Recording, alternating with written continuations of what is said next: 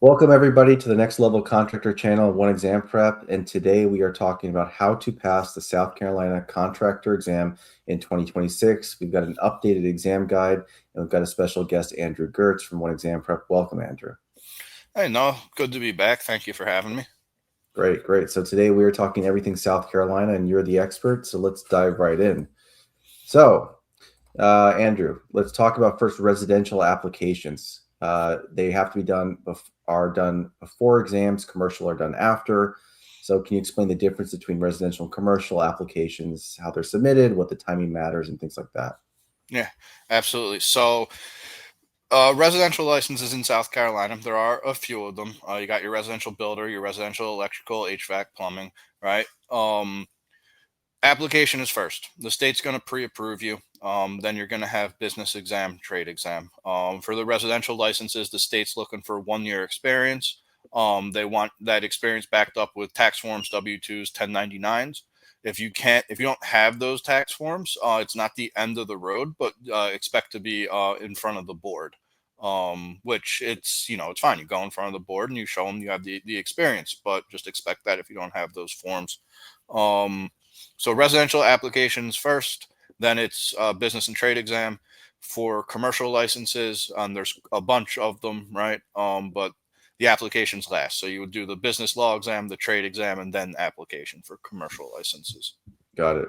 Um, and you're saying that, organize your financials, of course, but make sure the experience you're submitting is acceptable. So how can applicants be sure that the experience they're submitting actually meets the board requirements? Right. So the one trap folks will fall into, right, is they'll apply for a residential builder's license, but then on their experience, they'll just tell them about HVAC work, right? Or they'll apply for a commercial license, but they'll only show them residential experience, right? So you have to show experience that's pertinent, relevant to the scope of the license to which you're applying. Makes sense. Okay. Can you what these two tables here? What can you tell us what these are? The different group numbers. What do they mean? Right. So for any license in South Carolina, you're gonna be in your financial group, right? And that's the limit of any singular contract that you can perform, right?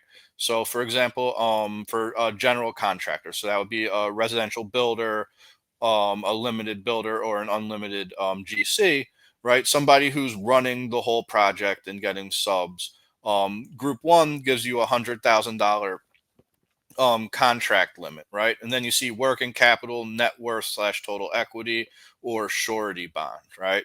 So to get that $100,000 limit on your contracts, you have to show the state one of those three things: either a $20,000 bond, the $20,000 net worth, or a $10,000 working capital.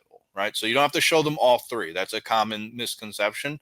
You just have to show them one, and that's for any of the groups. So, for example, if you wanted to go group five, unlimited, you would just have to show them either 250,000 working capital, 350,000 net worth equity, or get a $350,000 bond. Okay, great. So let's talk about business now. Talk about, you mentioned using professionally highlighted tab books. It is open book exam. So why getting them professionally highlighted tab saves so much time compared to doing it yourself?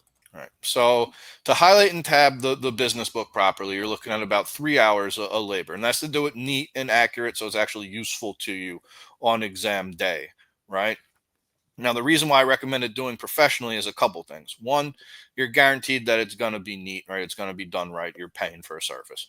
Two, these tabs, they have to be permanently affixed. When you go to take the test, the proctor's going to pull on the tabs, and if they come off, they're no good. They have to be permanently affixed tabs. So what that means is once that tab goes on that page, that's where it is. So if somebody makes a mistake and they, tab the book incorrectly, that book's essentially, it's not useless now, but it's going to be really messy, and you're not going to get the benefit of having the tabs. Because remember, you have just over 2 minutes a question on this exam, right?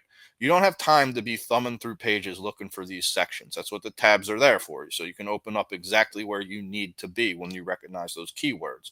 So if the book's tabbed incorrectly, there's no way to go back and remove those tabs and put them in the right spot. So if you have an incorrectly tabbed book, you're missing out on one of the key keys to exam success, which is navigating the book with the tabs.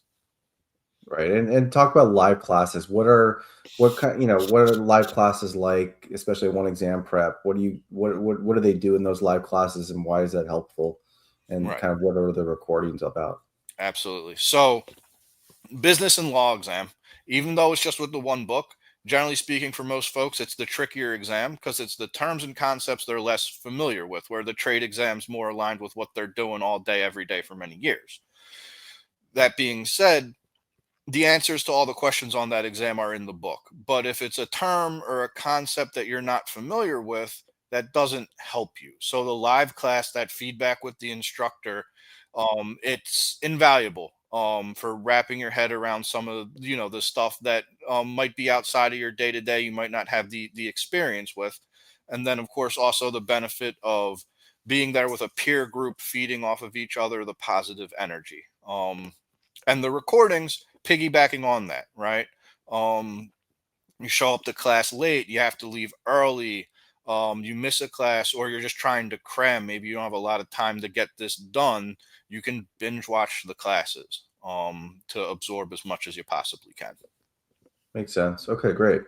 Um, it's 27 hours, pretty specific number. What do you come up with that? How do you get to there?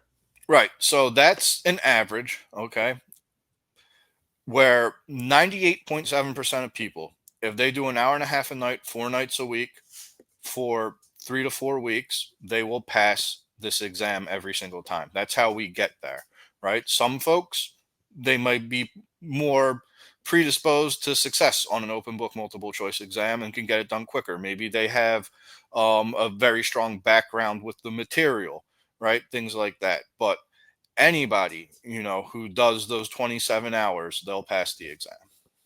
Got it. Okay, great. So now I know you prepared something for us. Tell us what we're looking at here. So this is one exam preps course for that business law exam, right? You'll notice it's a list of modules. The first thing the course is going to do, and no, if you could just pause the video so it doesn't get ahead of me. The first thing the course is going to do is lay the foundation. This is the scope, the background information on your exam. This is how you schedule the exam. These are the test taking techniques and the study strategies. So you're set up for success. You're not just improvising, winging it. You have a plan. Then it's going to give you the tabbing and highlighting instructions. So if you did want to do it yourself, even though I don't recommend it, you have those instructions there. But also, if you did get it pre-tabbed and highlighted, you get to review those instructions book in hand. Kind of step one for building that muscle memory, getting the synapses firing, where is the most commonly referenced pertinent information in this book to my exam. So we'll let the video play a little bit here because I want the folks to see the simulators in our course, because these are very important. These are going to time you and grade you just like the real thing. Rule of thumb, if you're doing 80% or better on these, take the test with confidence, expect to pass. And you'll see, pause it real quick.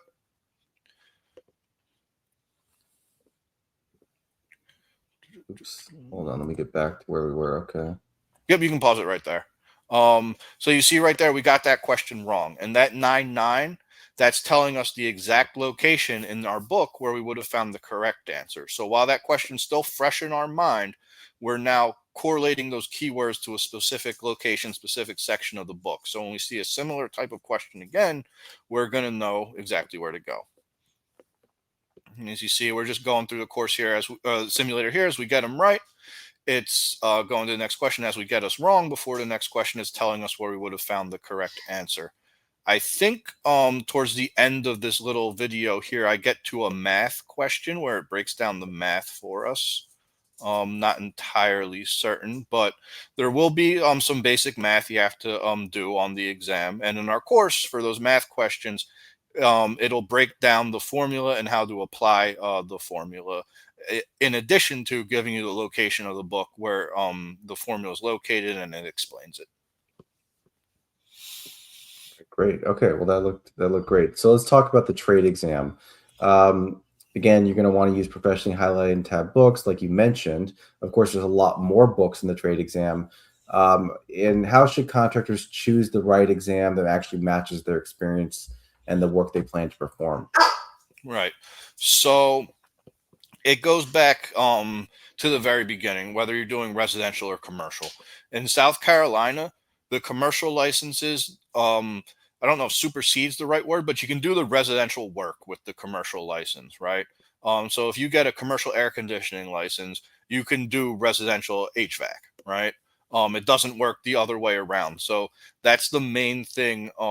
That's the main thing to consider is if you're going to be doing commercial work, you want to don't apply for a residential license because when you go to do the commercial work, you're not going to have the credentials to do it, and you're going to have to do this whole testing and application process over again for the commercial license. Right. Makes sense.